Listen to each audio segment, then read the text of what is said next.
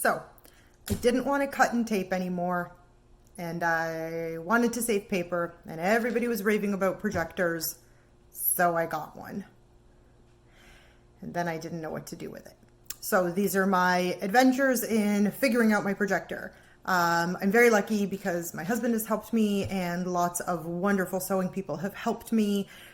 Thank you to Danielle and Sasha and everybody in the Projectors group who has offered advice and help. I really appreciate it, and I'm super excited to not have to print and tape anymore. So here we go. So this is the projector that I got. It is an ultra short throw BenQ because I do not have a dedicated sewing space. I sew in my bedroom and I cut on my floor or on my dining room table, which is this. So I did not want to have to put a mount or have a big bulky system that I would have to move around. So I went for the ultra short throw. So the next step is how to mount it, and I will show you the options in a second. Okay, so we got the projector. It works, but then we had to think about how to set it up. I mean my husband. So he looked at building something, and then when I looked in the projectors group, a lot of people were using different stands, like TV stands and stuff. So we looked on Amazon and ordered 2 different ones just to see what would work better. And we got this one, which is the Vivo. Oh, that is very heavy. The Vivo stand that looks like this, and that one did not work as well for reasons that he explained to me.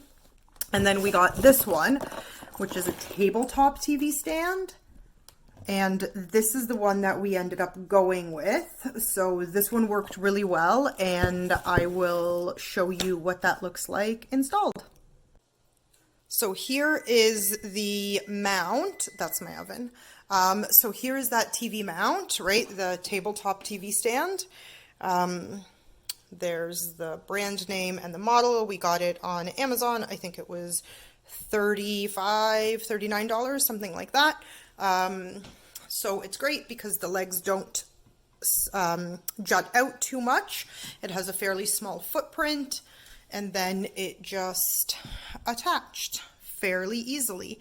I'm not going to do it one-handed, but it comes off. This whole thing can, like, it's just on here. You can see it rests like this, and then the whole thing can come off. So then we can use it for movies. My kids already watched an episode of Mr. Bean on it. So yeah, so now we're set up, and the next step is to hook it up and calibrate. Yay! Well, friends, the dream is over.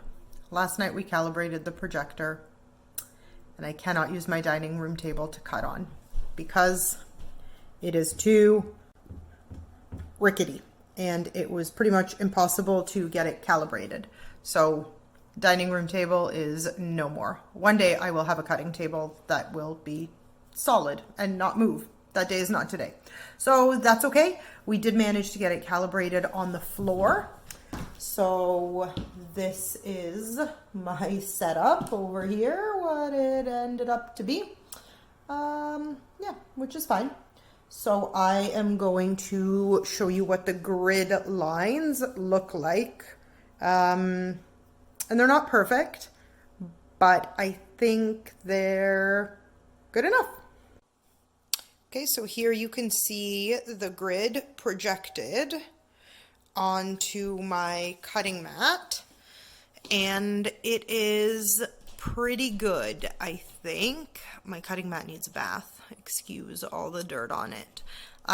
So you can see where it is not perfect, right? Like here, for instance, it goes off a little bit. And if I just slip some paper under there, which I'm going to do before I cut, then it fixes it. But pretty much the rest of it is good. So I'm sticking with it. I'm going with it. I'm going to do it. I'm going to cut my first project. So just in case you don't know, the Sewing Projectors group on Facebook is really awesome. And that is where I got this grid from. So you can see it's here on my computer. And then I wrote down on my sticky note here all of my things that I have to remember, including my resolution, my native resolution. I had to change that on my computer to match the projector, and that helped. But the Projectors group has wonderful information and will help you out, certainly, if you are looking for help. So I am going to use this glorious mustard melange to make myself a hemlock dress. And yeah, I'm excited for my first projector project.